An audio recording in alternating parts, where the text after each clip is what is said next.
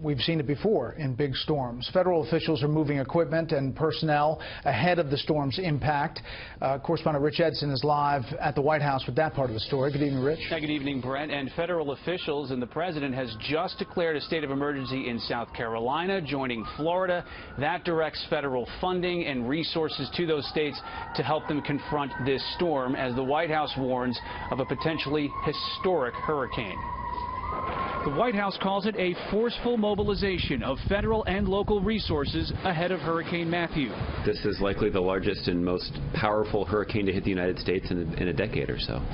And the preparations that we have been making in advance of the storm, I think, are indicative of just how serious we think it is. The administration stresses the bulk of the hurricane response is the responsibility of local and state officials, though the White House says the Federal Emergency Management Agency is already working in Florida, Georgia, South Carolina, and North Carolina. FEMA is also trying a new approach, stationing equipment and supplies close to expected areas of damage. The agency tweeted a video showing FEMA workers loading onto trucks water, meals, cots, blankets, and generators. Congress made it very clear after Katrina, if we think that disaster has occurred or is occurring or could occur, we can start moving resources before the states ask. These emergency preparations are designed for survival. Then the task of assessing and repairing the damage.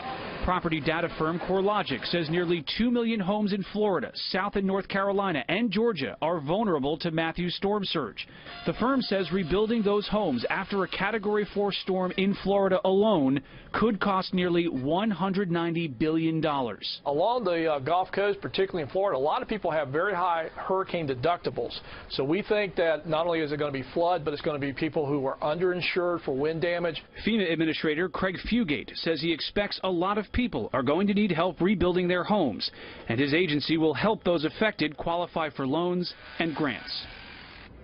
The U.S. military is also preparing. The Pentagon says officials have mobilized a National Guard force of 4,500 across 4 states and made available 4 military bases as staging areas. This as the U.S. Navy has deployed 3 warships away from their home base near Jacksonville, farther off the Florida coast. Brett? Rich Edson live on the North Lawn. Rich, thank you.